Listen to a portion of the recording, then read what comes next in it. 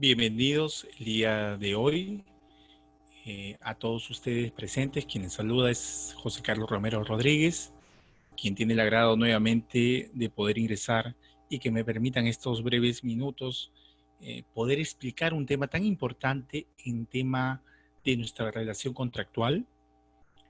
Claramente en tema de contratos, nuestro contrato de suministro. Muy bien. ¿En qué consiste ese contrato de suministro? Conforme a el Código Civil, viéndolo obviamente doctrinariamente en estos breves minutos, vamos a ver que nuestro contrato de suministro es uno de los contratos nominativos recientes. Claro. Fue ingresado e incorporado a partir del año 1942, en cuya oportunidad aparece regulado por primera vez en el Código Civil italiano. Se incorpora en los contratos nominados por la necesidad de las empresas industriales de contar con stock de mercaderías. En el Perú recién se regula este contrato al incluirlo en el Código Civil de 1984 que tenemos hasta la actualidad. Claramente, entonces, nace nuestro contrato de suministros por una necesidad comercial, por un tema de industria. Y claramente, ¿en qué consiste entonces el tema de suministro? La definición la vamos a encontrar en el artículo 1604 del Código Civil, que señala que por el suministro, el suministrante obliga a efectuar en favor de la otra persona prestaciones periódicas o continuadas de bienes. Dos, obviamente, características importantes. Periódicas y continuadas. Obligación del suministrante. Ya está. ¿Qué caracteres jurídicos vamos a ir viendo y encontrando en nuestros contratos de suministro? Y vamos a ver que es un contrato único que obliga al suministrante a cumplir prestaciones futuras en diferentes oportunidades. Es consensual, pues se perfecciona con el consentimiento de las partes intervinientes dentro del contrato. Es bilateral, pues requiere la intervención del suministrante para que obviamente cumplan las partes materia de esta relación contractual de acuerdo a sus obligaciones comprometidas en cada una de ellas. Si es verdad, el contrato de suministro consecuentemente podría ser sencillo y simple, en realidad el contrato de suministro tiene una gran complejidad. Y es complejo por cuanto las partes deben cumplir diferentes prestaciones. Es oneroso por ambas partes, ya que el contrato persigue un beneficio económico. Sin embargo, vamos a ver que el Código Civil prevé que puede darse el tema de liberalidad, por el título de liberalidad puede darse gratuitamente. Sin embargo, este contrato de suministro tendrá que entonces que ser claramente por escrito. Por escrito. Cuando nos referimos al contrato de suministro, una de las características, como le mencioné al inicio, era de ejecución periódica. Y normalmente el precio se paga al cumplimiento de las prestaciones singulares y en proporción a cada una de ellas. Y puede ser suministro continuado cuando el precio se paga a falta de pacto de acuerdo de los usos del mercado. Claro, ustedes me dirán, entonces, los contratos por suministros son aquellos que hoy en día todos nosotros tenemos basados en los contratos de prestaciones por los servicios públicos que nos ofrecen. Sí, contrato de suministro. El molinero que ofrece darle harina en un periódico de forma continua al panadero para que pueda hacer los panes, contrato de suministro.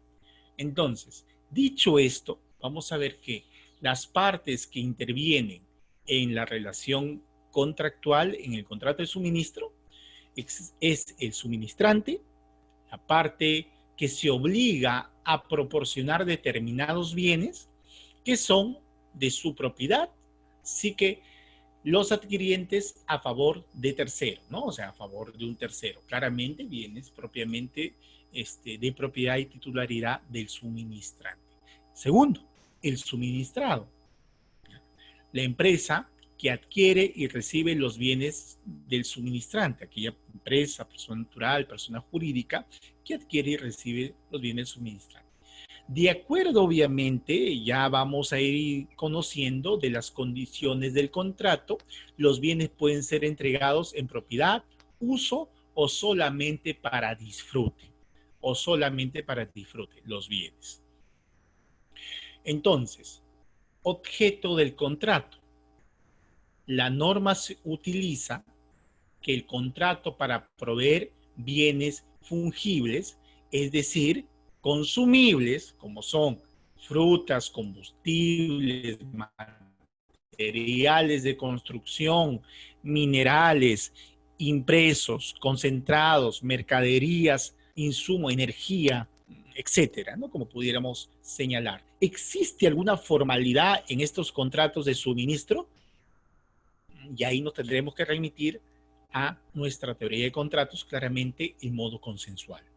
Pues el contrato puede celebrarse de forma verbal o por escrito, teniendo en cuenta lo dispuesto por el artículo 1605 del Código Civil, que la existencia y contenido del suministro pueden probarse por cualquiera de los medios que permita la ley, pero si hubiera que celebrarlo por escrito, el mérito de ese mismo instrumento o título que contiene el contrato prevalecerá sobre todos los otros medios probatorios. Y acá claramente una astringencia, ¿no?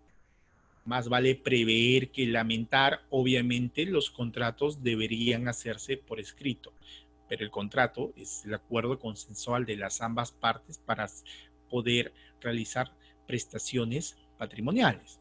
Nuestro contrato de suministro claramente es que el suministrado se obliga a transferir, obviamente, periódicamente determinados bienes.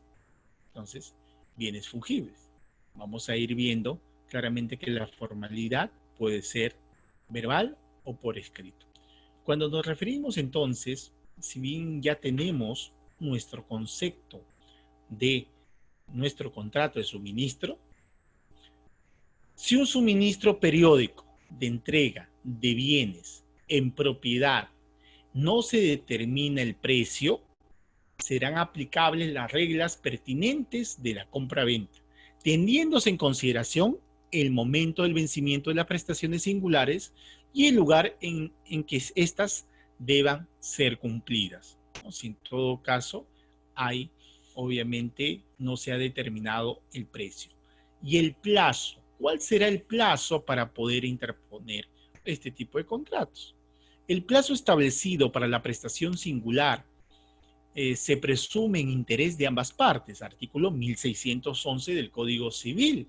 Cuando el beneficiario del suministro tiene la facultad de fijar el vencimiento de las prestaciones singulares, debe comunicar dicho vencimiento al suministrante con un aviso previo no menor de 7 días, ¿ya?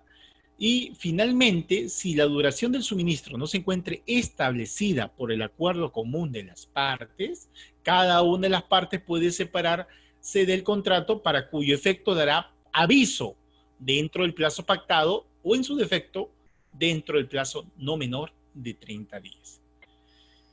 ¿Por qué nosotros, los abogados y ustedes que me escuchan, vamos a hacer estos contratos de suministro? Entiendo que el contrato de suministro, como se ha referido, claro ejemplo, en estos contratos de servicios públicos que nos brindan, contrato de suministro. Pero en la actividad privada, ¿por qué hay la necesidad de hacer contratos de suministro? Gran importancia. Los contratos de suministros tienen una gran importancia dependiendo del tema comercial que nosotros realicemos. Y que claramente existe cláusulas de preferencia que podemos nosotros consignarla. Cuando el contrato de suministro contiene una cláusula de preferencia en favor del suministrante, el beneficiario del suministro está en la obligación de recibir primero los bienes entregados por el suministrante frente a otros proveedores. Cláusula de preferencia. Mira, ve cómo lo vamos, obviamente, viendo de una forma más amplia el contrato de suministro cuando las partes, de acuerdo a las necesidades e intereses, podemos incluir nuestra cláusula de preferencia. También la cláusula de preferencia puede favorecer al suministrado, en cuyo caso el suministrante está en la obligación de proporcionar los bienes primero al suministrado frente a terceros.